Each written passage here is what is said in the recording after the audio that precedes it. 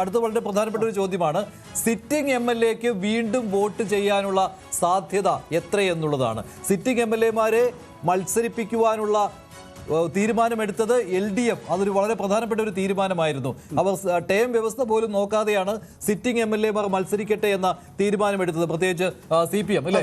അപ്പോൾ അതിൽ എത്ര സാധ്യത എന്നുള്ളതാണ്. വളരെ കൂടുതൽ 39.7% സിറ്റിംഗ് MLA-ക്ക് വീണ്ടും വോട്ട് ചെയ്യുമോ എന്നുള്ളതാണ്. അത് UDF-ന്റെ MLA ആണെങ്കിലും LDF-ന്റെ MLA ആണെങ്കിലും വളരെ കൂടുതൽ 39.7% അല്ലേ.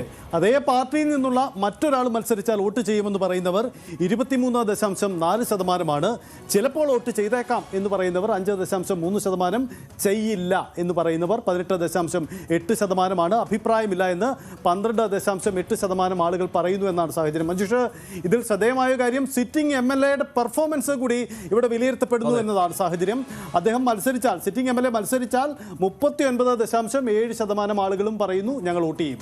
ശരി, അത് വളരെ പ്രധാനപ്പെട്ട ഒരു കാര്യമാണ്. സിറ്റിംഗ് MLA-മാർക്ക് സാധ്യത കൂടുതലാണ്. ഇപ്പോൾ ഇത്തവണ ഓരോ മണ്ഡലത്തിലും വികസന പ്രവർത്തനങ്ങൾ നടന്നിട്ടുണ്ട് എന്ന ഒരു വിലയിരുത്തലിന്റെ അടിസ്ഥാനത്തിലാണ് സിറ്റിംഗ് MLA-മാരെ കൂടുതലായിട്ട് മത്സരിപ്പിക്കുവാൻ തീരുമാനിച്ചിരിക്കുന്നത്. സിറ്റിംഗ് MLA-മാരെ ഇഷ്ടമാണ് എന്ന് അഭിപ്രായപ്പെട്ടവരും, ഇനി ആ സിറ്റിംഗ് MLA അല്ല അതേ പാർട്ടിയിലെ ഒരാളാണെങ്കിൽ പോലും വോട്ട് ചെയ്യാൻ തയ്യാറാണ്, പക്ഷേ സിറ്റിംഗ് MLA ഉണ്ടായിരുന്നുവെങ്കിൽ അവർ അദ്ദേഹത്തിന് വോട്ട് ചെയ്യാനായിരിക്കും കൂടുതൽ താല്പര്യം. അതായത് രണ്ടാമത്തെ ചോദ്യം ഒത്തിരി പൊളിറ്റിക്കൽ ക്വസ്റ്റ്യൻ ആണെന്ന് വേണമെങ്കിൽ പറയാം. ആദ്യത്തെ ചോദ്യം ഇൻഡിവിജ്വൽ പെർഫോമൻസ് തന്നെയാണ് അവിടെ വിലയിരുത്തുന്നത്.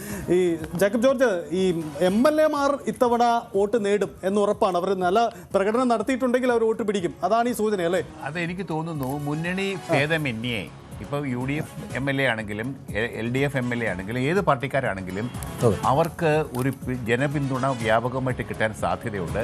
കാരണം കിഫ്ബി പോലെയുള്ള പ്രവർത്തനങ്ങളുടെ ഫലം താഴേ തട്ടിലേക്ക് ഇറങ്ങി ചെയ്തിട്ടുണ്ട്.